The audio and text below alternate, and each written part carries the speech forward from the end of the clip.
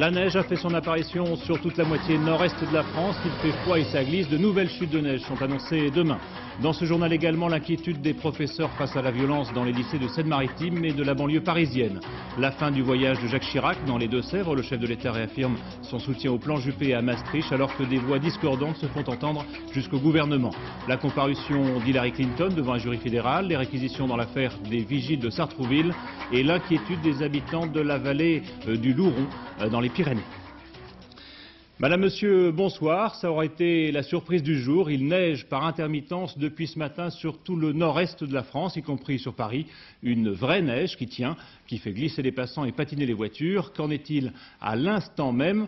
Pour le savoir, nous allons retrouver Christophe Tortora qui se trouve au pied de la Tour Eiffel. Christophe? Oui, tout à fait, Benoît. Nous sommes place du Trocadéro et comme vous pouvez le voir, il neige à gros flocons ici. Il est tombé toute la journée sur Paris 5 cm de neige. De quoi rendre heureux les enfants, les touristes et tous ceux qui aiment voir Paris sous un autre jour. Mais pas vraiment de quoi rendre heureux les automobilistes qui ont eu beaucoup de mal à sortir de la capitale ce soir. Les routes étaient extrêmement glissantes, même si les principaux axes étaient chargés. Les petites rues de la capitale restaient très glissantes. La neige pourrait continuer à tomber comme ça jusqu'à au moins demain midi. Et prudence cette nuit si vous devez prendre votre voiture, puisque Météo France prévoit sur une ligne nord du Péris, une ligne allant de Nantes à Bâle, des températures pouvant descendre jusqu'à moins 7 degrés. Avec la neige, les risques de verglas sont donc extrêmement importants. Prudence cette nuit pour tous ceux qui sortent de chez eux. Et il neige encore, place du Trocadéro, de plus en plus fort. Merci, on voit ça. Et la neige, Christophe Tortora, vous le disiez, a gêné la circulation sur les grands axes qu'il a fallu saler. Elle a même perturbé les mouvements d'avions à Roissy. Certains ont dû être annulés. Promenade dans Paris et sa région avec John-Paul Lepers et Jacques Crapelian. Quand la neige tombe sur la ville, il y a ceux qui font la tête, surtout ceux qui roulent. Ceux-là font la tête mais on ne les voit pas bien. Ils ont glissé en sortant du boulot et se sont démis l'épaule. Et puis le chauffage qui ne marche pas, l'eau du lave-glace qui est gelée, ceux-là auraient préféré rester chez eux, serrés, les uns contre les autres. Ils attendent que l'armée anti-neige intervienne, comme ici, sur les Champs-Élysées. La lutte est impitoyable, tous les moyens sont bons. Selon la loi, chacun est tenu de balayer devant sa porte. Mais aujourd'hui, la neige a tenu pour la plus grande joie de certains. Les hockeyeurs ont même sorti les palets, les crosses et les patins à roulettes. C'est bien connu, les enfants adorent la neige. Je déteste la neige. Comment? Je déteste la neige. Ah bon? Pardon. Les joggeurs, ça leur est égal. Peut-être les jeunes filles alors? Je trouve ça très reposant, très enveloppant. Je trouve ça agréable dans la neige. C'est vrai, la neige, c'est doux, c'est beau. Mais surtout, c'est rigolo. Vivement qu'elle tienne jusqu'à dimanche, on fera des bonhommes. Ouais, c'est dans l'Est que la circulation a été la plus délicate à cause de la neige toujours et du verglas. L'aéroport de Strasbourg a même dû être fermé. Anne Poncinet. Ça patinait ce matin dans l'Est de la France, des Ardennes à l'Alsace. Les chutes de grésil ont rendu les trajets vers le travail ou l'école très périlleux. À certains endroits, le verglas est même retombé sur des routes déjà dégagées. Résultat, des accidents.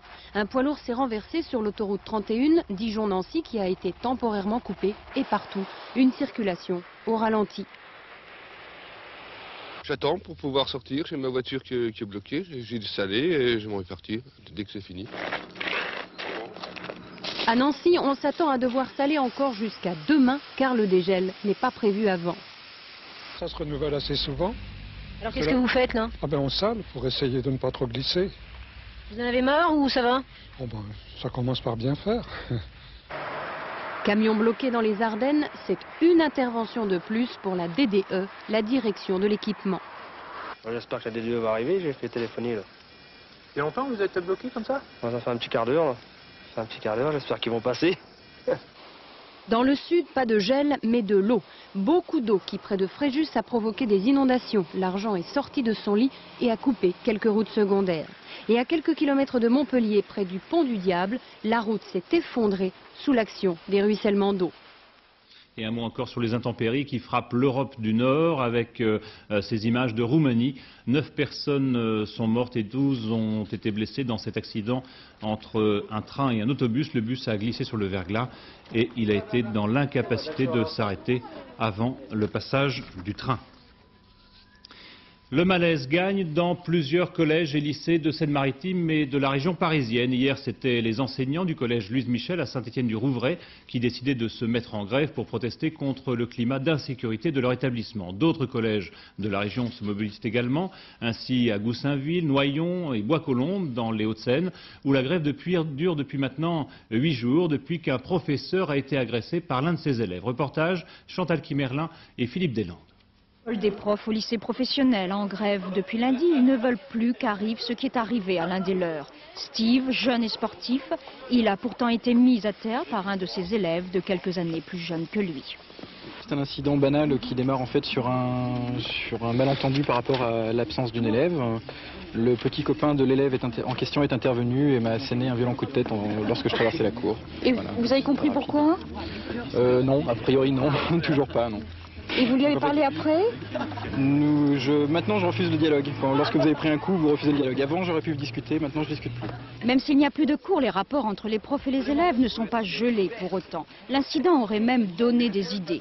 Pour régler au plus vite les problèmes, il faut nommer des surveillants, avoir une infirmière et aussi pouvoir trouver un sens à ses études. Parce qu'à présent là, les élèves qui sont dans des écoles en BEP, en lycée professionnel, c'est pas vraiment, ils veulent pas, c'est pas leur choix. On les met là, c'est maintenant le BEP, c'est un dépotoir quoi. Ils ne sont pas concernés. Donc ce qu'ils font dans la classe, ils foutent le bordel. Et puis quand le prof il leur dit arrêter, et puis il y en a ils disent oh tu t'es fait maquer, nanani nanana. Et voilà, la tension elle monte. Est-ce que vous avez toujours envie de continuer à enseigner ici? Au contraire, ça a renforcé mon idée de l'enseignement et j'ai encore plus envie, je dirais, de faire quelque chose parce que je pense sincèrement que notre rôle, on est le dernier rempart avant je sais pas quoi, il n'y a plus rien derrière. Et à l'exemple de Steve, le prof agressé, le lycée continuera sa mission et rouvrira ses portes lundi.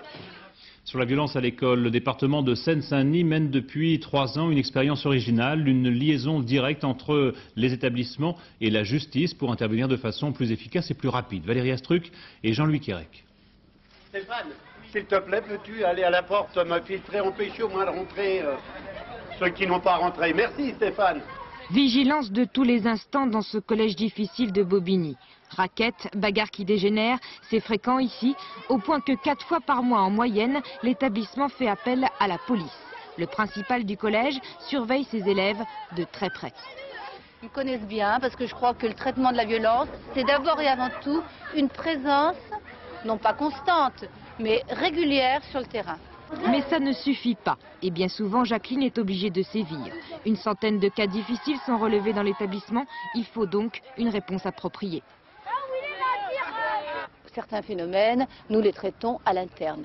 On convoque les familles, on sanctionne, on dialogue toujours. Immédiatement, le problème se règle par la convocation des familles.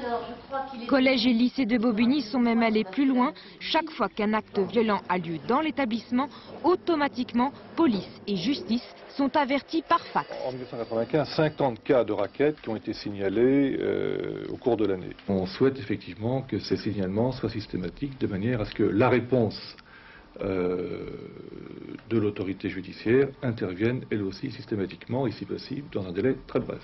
Dans le département, police et justice ont traité cette année plus de 1300 cas de violence à l'école et 90% d'entre eux ont été réglés par les tribunaux. Il faudra arriver à ce que les filles soient soumises aux mêmes exigences que les garçons. Cette petite phrase de Jacques Chirac dans les Deux-Sèvres a fait mouche, d'autant que le président de la République parlait de la réforme du service national, de sa transformation en service civique. Une réforme qui n'épargnerait donc pas les jeunes filles. Des femmes dans l'armée, ce n'est pas une nouveauté, il y en avait déjà plus de 21 000, mais jusqu'à présent, elles étaient volontaires. Thierry Tuillier et Éric Monnier. Dans la direction de mon bras, un arbre, direction distance. Direction distance. Dans la direction de des femmes au service de la nation, ce n'est pas nouveau. Depuis 15 ans, elles sont chaque année plus nombreuses à s'engager, au point de représenter dans l'armée de l'air 10% des effectifs hors appelé. Pour cet officier devenu l'été dernier la première femme pilote d'un Transal, l'intégration dans un monde masculin s'est plutôt bien passée. Je suis vraiment considérée comme un pilote à part entière et personne ne fait la différence entre un homme et une femme du moment qu'au niveau compétences, il n'y a pas de problème. Ça se passe très bien. Elles sont 21 500, toutes volontaires, qui servent aujourd'hui dans les armées. Et demain peut-être comme les hommes, les femmes pourront postuler à un emploi civil au titre du service national. 10, 12, 16 mois par exemple dans une organisation humanitaire, c'est envisageable. Médecins sans frontières incorporent déjà de temps en temps des médecins coopérants. Alors des femmes, pourquoi pas, à condition qu'elles n'y soient pas contraintes. Oui, nous les accueillerons. Mais comme je vous disais tout à l'heure, c'est exactement sur les mêmes critères que n'importe quel médecin qui vient se présenter. C'est-à-dire que c'est des critères de motivation et de plaisir d'aller faire une mission humanitaire. Qu'en pensent les premières intéressées? Réaction devant un lycée parisien. Sans façon là, franchement. À partir du moment où ça peut être intéressant, oui. Mais si c'est pour aller glander dans des bureaux, non. Je veux faire enseignante moi. Alors bon, ça me convient très bien. Au printemps prochain, c'est au Parlement que le débat doit être lancé. À l'issue de son voyage de 2 jours dans les Deux-Sèvres, le chef de l'État a réaffirmé sa volonté de garder le contact avec les Français. Maintenant que je suis en charge des affaires, a-t-il dit, est-ce que je dois couper tout contact avec les Français et considérer que je n'ai plus qu'à commander? Véronique Saint-Olive et Denis Parnado. Loin de l'Élysée, le président de la République a retrouvé pendant ces 2 jours, avec un véritable plaisir, ces Français anonymes que le candidat avait écoutés tout au long de sa campagne. Sans protocole, au plus près des gens et de leurs problèmes quotidiens, Jacques Chirac prend son temps et prend des notes. Par tempérament, mais aussi par stratégie, Jacques Chirac institue un nouveau mode de fonctionnement présidentiel pour les Français. Maintenant, je suis en charge de leurs affaires. Alors, est-ce que ça veut dire que je dois couper tout contact avec eux et considérer que j'ai la science infuse, en quelque sorte que la vérité m'a été révélée et que maintenant je n'ai plus qu'à commander? C'est pas ça la fonction du président de la République. Pour définir de grandes orientations, il faut avoir une vision des choses. Une vision que Jacques Chirac veut acquérir à partir du terrain plutôt qu'avec les fiches de ses collaborateurs. Même si dans la rue, les manifestants qui n'ont cure de cette image s'en tiennent aux revendications contre le plan Juppé. L'exercice pour Jacques Chirac est donc délicat. Écouter toujours, tracer des perspectives, mais ne rien promettre. Je pense que c'est utile parce que c'est quand même lui qui dirige les destinées de l'État et qui quand même peut faire modifier le comportement de son gouvernement. Le président de la République n'a pas fait de proposition, bien sûr, très concrète sur quelques dossiers que ce soit. Il s'est engagé à reprendre avec les ministères les différents dossiers qui lui ont été posés. Si Jacques Chirac affirme donc un nouveau style présidentiel, il lui faudra aussi gérer les suites concrètes de ces rencontres et donner le signe que les informations qu'il a récoltées sur le terrain se traduisent dans la politique du gouvernement. Depuis 2 jours, le débat sur Maastricht et le passage à la monnaie unique en 1999 a été relancé en France. Dernières interventions en date, celle d'Édouard Balladur à Genève, qui propose une lecture plus souple des critères exigés par Maastricht. Le gouverneur de la Banque de France, Jean-Claude Trichet, estime lui que la monnaie unique existera bien dans 3 ans et que le calendrier sera respecté. Il s'exprimait lors d'un débat, vous le voyez, à la Sorbonne, aux côtés du commissaire européen Thibault de Silguy, qui pense lui aussi qu'une dizaine de pays européens satisferont d'ici 2 ans aux critères de Maastricht. Jacques Chirac, lui, est intervenu dans les Deux-Sèvres pour apporter sans ambiguïté son soutien à Alain Juppé, qui avait rejeté tout débat sur un assouplissement des critères de Maastricht. Le Premier ministre a eu tout à fait raison, a déclaré le chef de l'État. La France n'a pas intérêt à demander une renégociation du traité de Maastricht.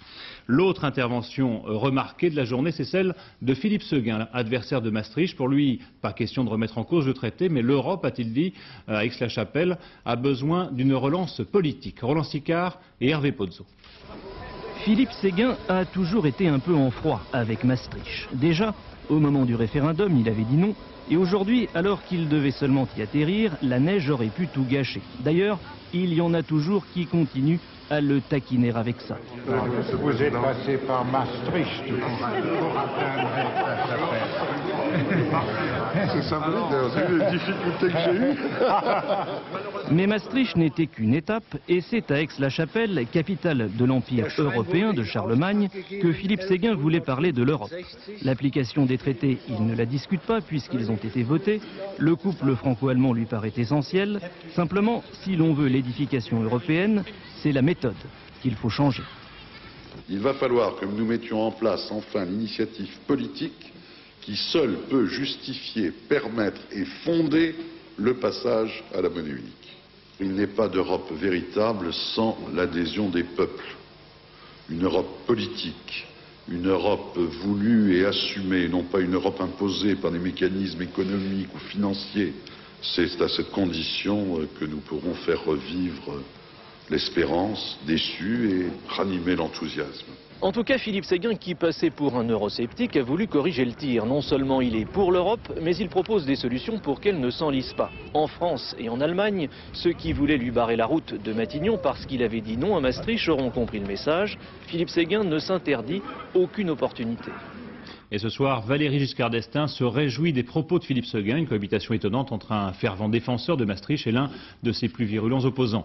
Depuis 2 jours, les déclarations se multiplient au sein même de la majorité du gouvernement, au point, Arlette Chabot, d'obliger d'abord Alain Juppé, puis ensuite Jacques Chirac à des mises au point.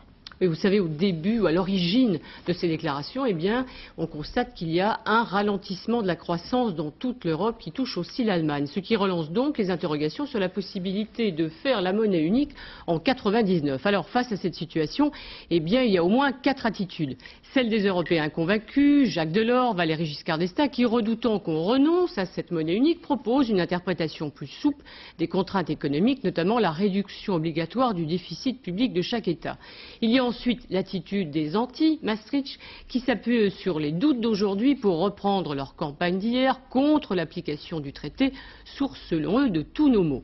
Il y a troisième attitude, celle de Philippe Séguin qui, avec beaucoup d'habileté, propose donc une initiative politique franco-allemande, une idée qui a l'avantage de relancer par le haut la construction européenne et l'intérêt de concilier les positions personnelles du président de l'Assemblée nationale contre le traité au moment du vote et l'affirmation aujourd'hui de l'obligation de l'appliquer, ce traité, tout simplement parce qu'il a été approuvé par les Français. Philippe Séguin préservant ainsi donc son avenir personnel. Enfin, il y a le choix du gouvernement et l'orientation fixée et répétée aujourd'hui par le président de la République. Elle est simple. La France respectera ses engagements, la méthode, le calendrier fixé avec ses partenaires européens. Et il sera temps en 98 de faire le point avant le passage définitif vers la monnaie unique. Alors 96-98, que l'on dise Maastricht quand on est pour, Maastricht quand on est contre. Le débat tournera largement en France, traversant tous les partis autour des thèmes européens, sachant évidemment que derrière le souci de l'Europe, il y a des préoccupations, on pourrait même dire des arrière-pensées de politique intérieure. Et Maastricht, c'est toujours une petite ville au nord oui, de l'Europe. Toujours au cours de son déplacement dans les Deux-Sèvres, Jacques Chirac s'en est pris aux entreprises qui empochent des baisses de charges sans se soucier de l'emploi. Il faut, a-t-il dit, que le gouvernement exige désormais de vraies contreparties. Un discours qui n'a pas tout à fait plu au CNPF. Agnès Molinier et Bernard Ronflet. Au milieu des ouvriers hier dans les Deux-Sèvres, Jacques Chirac a fustigé les patrons, leur reprochant de ne pas embaucher assez malgré les abaissements successifs des charges pesant sur les entreprises. Il va demander à son gouvernement d'exiger désormais de vraies contreparties en matière d'emploi, sans quoi il n'y aura pas de nouvelles mesures de diminution du coût du travail. La CFDT se réjouit. Enfin, que de temps perdu pour que le gouvernement, les gouvernements successifs, comprennent qu'il ne suffisait pas de réduire les charges des entreprises pour qu'il y ait automatiquement un effet positif sur l'emploi. Pourtant, ce n'est pas la première fois que les chefs d'entreprise sont sollicités. La dernière fois, c'était en mai dernier. Alain Juppé leur demandait de s'engager sur des créations d'emplois, donnant. Déjà, en janvier 1994, François Mitterrand leur faisait le reproche d'empocher les aides et de ne pas embaucher. J'ai noté que cette année, 80 milliards avaient été transférés aux entreprises sans aucun effet sur l'emploi. L'abaissement des charges sociales pour favoriser l'emploi a commencé en 1977 sous Raymond Barre. Elle n'a pas cessé sous les gouvernements socialistes et s'est accélérée ces 2 dernières années. De l'exonération totale sur les bas salaires à des primes à l'embauche des jeunes et des chômeurs de longue durée, elles coûteront cette année à l'État 53 milliards de francs. Le patronat, toujours demandeur de telles mesures, assure aujourd'hui qu'elles ne sont pas suffisantes pour embaucher. Mais on ne s'engagera à embaucher qu'à partir du moment où on aura des commandes. Sinon, on conduit l'affaire, l'entreprise à la faillite, et je ne pense pas que ce soit ce que nous demande la communauté générale des Français. Face à la consommation en panne, le gouvernement doit annoncer la semaine prochaine des mesures de relance. Et Nicole Notat pour la CFDT annonce une reprise de l'offensive cette année sur l'emploi des jeunes et la réduction du temps de travail. Quant à l'opposition à laquelle elle doit faire face au sein même de son mouvement, il n'y aura, dit-elle, aucun bâillonnement. 47 Malais devant être employés dans une entreprise de Belfort ont été interceptés à la frontière franco-allemande alors qu'ils tentaient de passer en France sans autorisation d'y travailler. Cette affaire a provoqué l'indignation des anciens salariés de Bull. Ils sont encore nombreux à être toujours au chômage depuis la fermeture du site. C'était en 1991. Reportage de Christine Boss et Sylvain Gauthier. Je suis licencié Bull il y a eu 4 ans au mois de novembre. On fait venir des étrangers alors j'ai travaillé 6 ans en salle blanche. En disque dur, les voilà. Voilà mon certificat de qualité. Et voilà la salle blanche où j'ai travaillé. À Belfort, la colère gronde parmi la population, surtout chez les anciens salariés de Bull sur le carreau depuis 1991. Les raisons de la colère, 47 Malais interceptés hier à la frontière franco-allemande qui, sous couvert d'un voyage touristique, venaient travailler à Belfort sans autorisation. Sur les 47 personnes, il y avait eu 8 hommes et le reste étant des femmes. Déclaré quelle profession? Surtout pour les femmes, c'était une profession donc d'ouvrière, mais dans le cadre spécifique donc de l'informatique. Ces jeunes femmes, une main-d'œuvre qualifiée et pas chère, devaient démarrer lundi prochain la production de l'usine d'informatique Gigastorage, spécialisée dans le disque dur de très haute capacité. Pour démarrer son usine, le patron de cette filiale américaine semblait prêt à ne pas s'embarrasser avec la légalité. Que les choses soient bien claires, ces personnes ne travailleront pas ici, elles vont former le personnel français, c'est pour cela qu'elles viennent ici. Elles seront payées par notre société américaine. Le problème, c'est que Gigastorage bénéficie d'importantes aides publiques pour la création d'emplois, sans compter la mise à disposition de splendides locaux. C'est ni plus ni moins que de la chasse aux primes, chercher l'endroit où les pouvoirs politiques donnent le plus d'argent pour se les empocher et puis peut-être quitter même le pays. Depuis 2 ans, une vingtaine de personnes seulement travaillent sur l'ancien site Bull. Les 270 emplois promis se font attendre. C'est-tu jamais vu aux États-Unis? Pour la première fois, l'épouse d'un président américain doit se présenter ce soir devant une chambre fédérale de mise en accusation. Hillary Clinton est convoquée pour l'instant comme simple témoin à propos de l'affaire Whitewater. Olivier Lerner. Un vendredi noir pour la Maison-Blanche. Hillary Clinton est appelée à témoigner aujourd'hui sans mentir devant une chambre d'accusation. Un témoignage décisif face à un grand jury fédéral composé d'une vingtaine de membres, un procureur et des citoyens ordinaires qui vont devoir démêler les fils d'une vieille histoire. C'est l'affaire Whitewater, un investissement immobilier des Clinton dans l'Arkansas, un fiasco doublé de la faillite d'une caisse d'épargne partenaire, des documents égarés puis retrouvés récemment comme par miracle. Bref, des doutes, mais pas beaucoup de preuves d'une malversation quelconque. Des maladresses ont été commises par les Clinton. L'affaire a gonflé d'elle-même, bien exploitée ensuite par les républicains. Et voilà comment on est sur le point de parler d'un scandale aujourd'hui. Je vais apporter mon concours à l'enquête, a-t-elle promis. Une promesse en l'air pour une majorité d'Américains qui n'accordent guère plus confiance à leur First Lady. Avec ses amis démocrates, Bill Clinton a ovationné longuement son épouse mardi dernier. « Ma femme est magnifique, c'est une mère extraordinaire, une grande première dame », a dit le président américain. Les républicains qui observaient la scène sont restés silencieux, par politesse. Son audition devant ce grand jury peut très bien enclencher une procédure judiciaire. Si tel est le cas, Hillary Clinton sera alors un véritable boulet pour son mari, candidat à un 2e mandat. Le Whitewater n'est pas le Watergate, mais depuis 200 ans, les Américains ont montré qu'ils ne pardonnaient pas au couple présidentiel leur écart de langage ou vestimentaire, encore moins leur cachotterie ou leurs mensonges. Toujours aux États-Unis, John Albert Taylor, un condamné à mort de 36 ans pour le viol et le meurtre d'une fillette de 11 ans, a choisi d'être fusillé ce matin. L'exécution a eu lieu juste après minuit. Philippe Gassot. Les 4 balles ont traversé le cœur pour s'encastrer ici. L'exécution a eu lieu à 6 heures ce matin, heure française. Le condamné avait demandé à être fusillé, préférant ainsi les balles au poison par injection.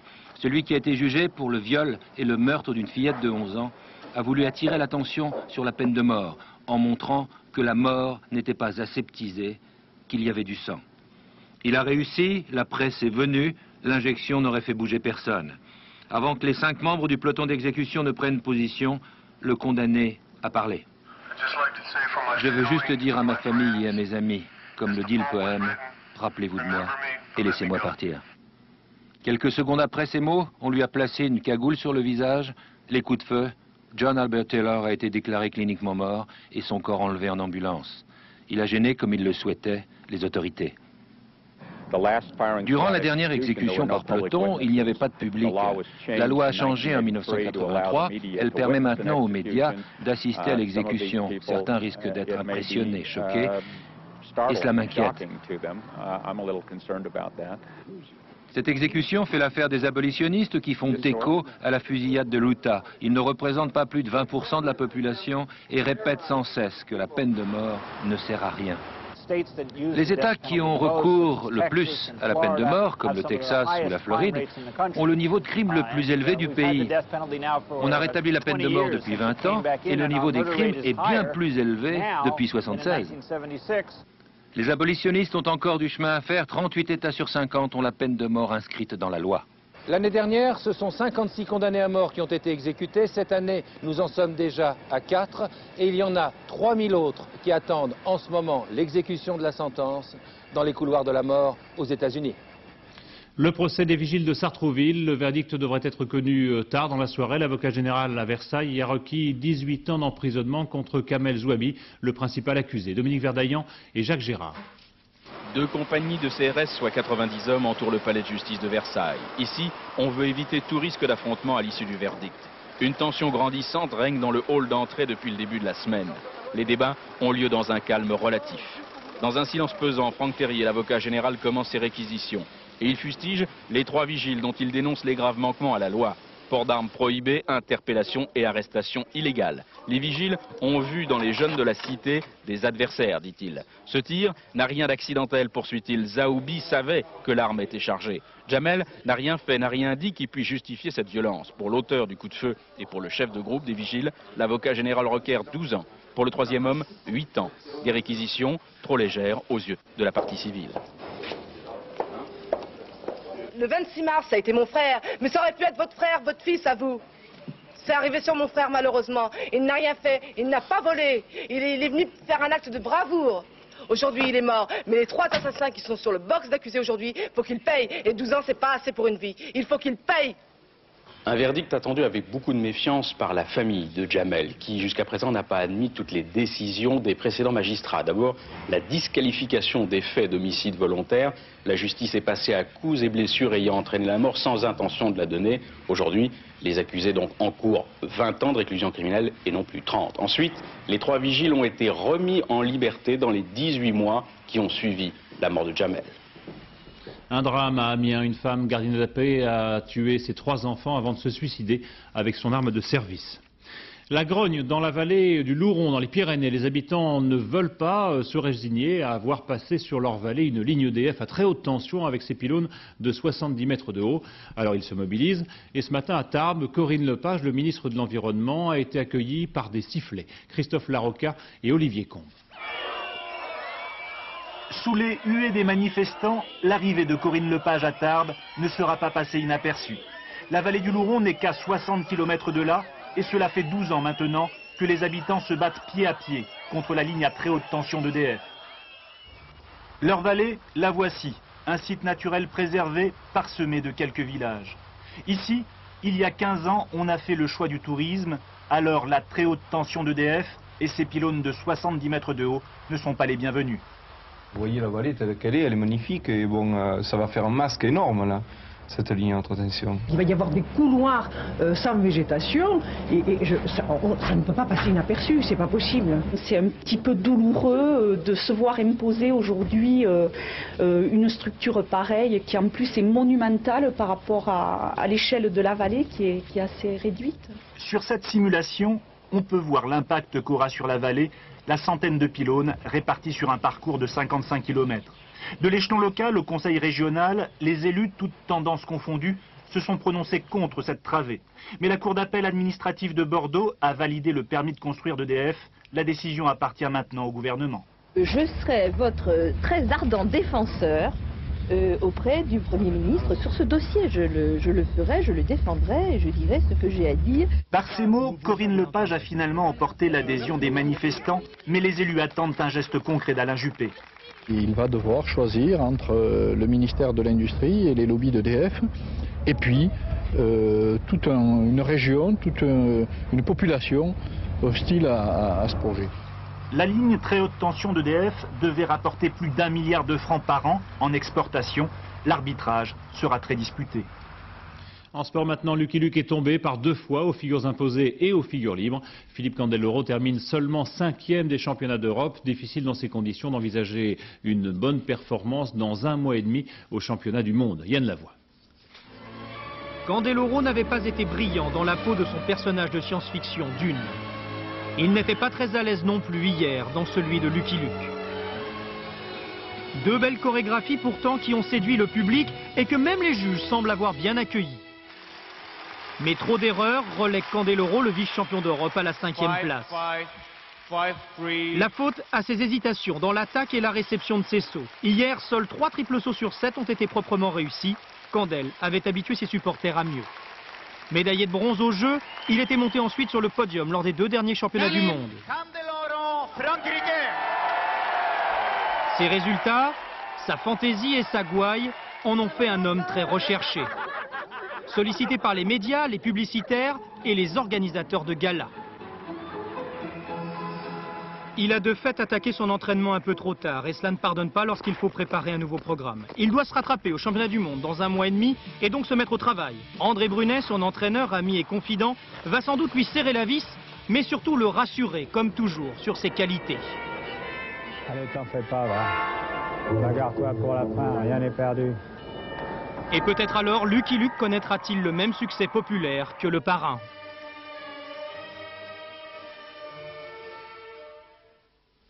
La finale des internationaux de tennis d'Australie opposera donc Michael Chang à Boris Becker. L'un et l'autre ont soif de victoire. Boris Becker n'a pas gagné de tournoi du Grand Chelem depuis sa victoire en 91 en Australie justement. Quant à Michael Chang, il sort d'une quasi-traversée du désert, sans victoire en tout cas en Grand Chelem, de 7 ans. François Brabant. C'est bien connu, Michael Chang croit en Dieu. Ça lui arrive même de l'appeler au secours. Début du 3e set contre Agassi, Chang se blesse légèrement. 2 signes furtifs, mains jointes. Il demande à son clan de prier pour lui. Le premier atout de l'Américain, c'est Jésus. Le 2e, c'est sa paire de jambes. Michael Chang, c'est d'abord une défense de fer, une couverture de terrain sans égale. Pour l'Américain, un point n'est jamais perdu. Mais cette année, Chang, c'est plus que cela. C'est aussi un jeu plus offensif, une volée plus efficace. Et surtout, un service bien meilleur qu'avant. Boris Becker, c'est bien connu, croit surtout en lui-même. Quand ça va mal, l'Allemand se sert de son légendaire orgueil. Le premier atout de Boris, c'est Becker. Le 2e, c'est sa présence physique. Lorsqu'il s'installe au filet, Becker prend beaucoup de place. Mais cette année, Becker, c'est plus que cela. Lui qu'on croyait devenu lent et lourd avec l'âge, se déplace à Melbourne comme un grand fauve sur la moindre amortie. Michael Chang, 24 ans bientôt, n'a pas gagné de grand tournoi depuis 89 à Roland-Garros. Boris Becker, 28 ans, n'a plus remporté de victoire en Grand Chelem depuis 90 à Melbourne. La finale, dimanche matin, sera l'occasion pour les 2 revenants du tennis mondial de prendre un nouveau départ. Et la finale aura donc lieu dans la nuit de samedi à dimanche. Vous pourrez la suivre sur France 2, de même que la finale femme, mais cette nuit entre Monica Seles et Anke Huber.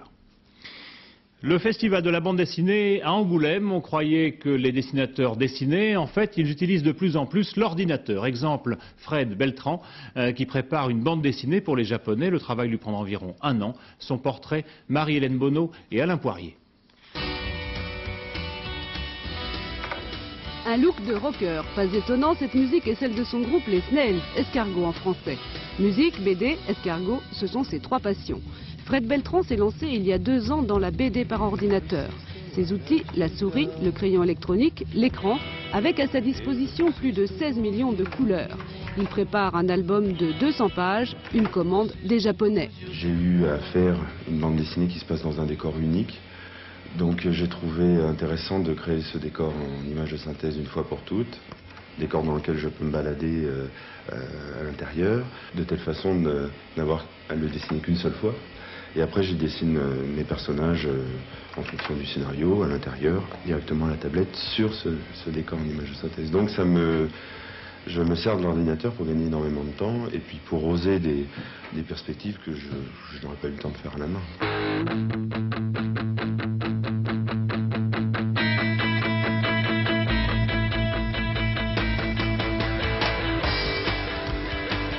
Des dizaines de personnages naissent ainsi sur l'écran. L'auteur a appris tout seul à travailler sur informatique. Agathe, l'héroïne de sa vie, l'accompagne partout. Surtout dans les bars où Beltrand puise son inspiration. Son album pour les Japonais raconte les aventures de Nina, une serveuse parisienne. Si on aime dessiner les gens et parler des gens, c'est un endroit où ils enlèvent le masque un petit peu de temps en temps, parce qu'ils ont bu un coup, parce qu'ils sont contents, parce qu'ils sont déprimés. Ça m'intéresse. De la planche à dessin à l'écran, Beltrand est un pionnier. Il vit déjà dans une autre bulle, celle du 3e millénaire. Retour en arrière maintenant sur une semaine folle et éblouissante, une semaine de défilés de haute couture en images avec Marie-Josée Le Picard et Bruno Giraudon.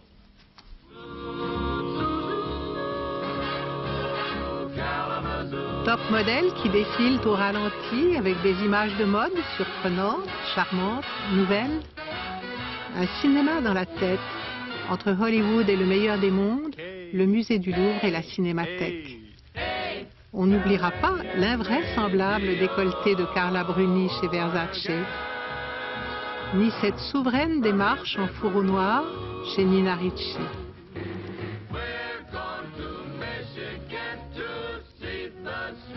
Mais même un mannequin peut avoir un accident.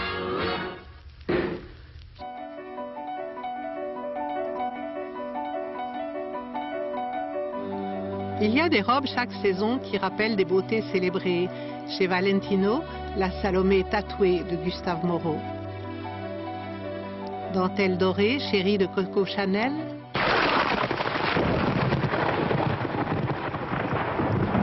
Orage nocturne chez Paco Rabanne pour des mannequins sorcières. Et pour des poupées d'envoûtement. Printemps fleuri et frais chez Christian Lacroix. Escarpin bleu pour une nuit noire. Des robes de comédie américaine chez Yves Saint Laurent. Et chez Ungaro, des voiles de mousseline comme des ailes de papillon.